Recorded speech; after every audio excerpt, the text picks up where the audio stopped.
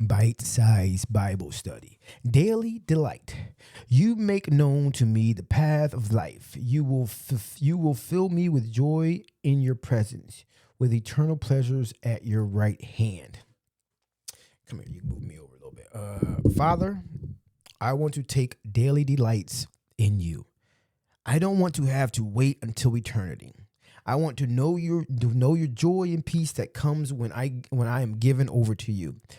I have had it before, and I would love for you to do it again in my life. Fill me with pleasures so I do not seek after my own things. Keep me on your paths so I do not choose my own ways. I know that I tend to get distracted.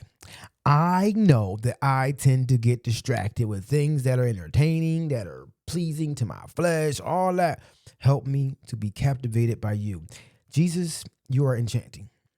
When I consider the way you made the earth, the creativity in your creation and the work of your hand, I believe you have much more for me than I am experiencing. Thank you for providing all I need to engage you fully, and for your endurance and mercy as you wait for me to get there.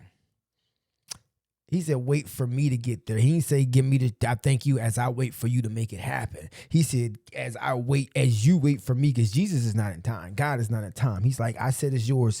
So I'm there when it's yours. But the process of you making it yours, that's on you. But I'm right here like, yeah, it's yours. Come on. What you doing?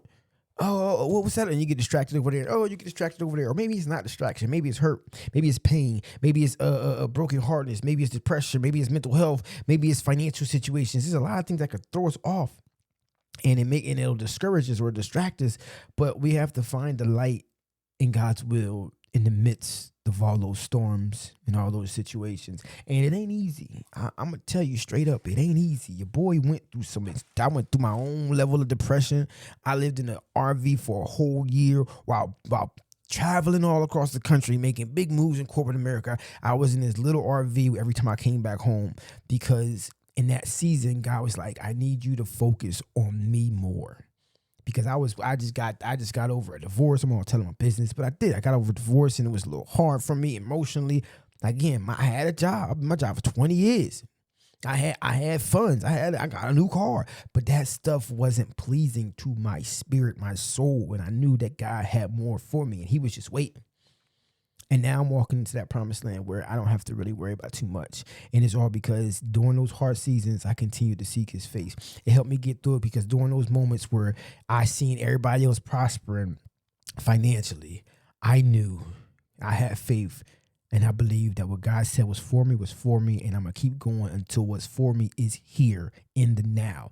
And I ain't wait till the battle was over. I shouted in the middle of that RV. When certain times I'd be depressed, I knew that I'd call on Him and He'd give me joy. I knew that, it's tough right now, but joy gonna come in the morning.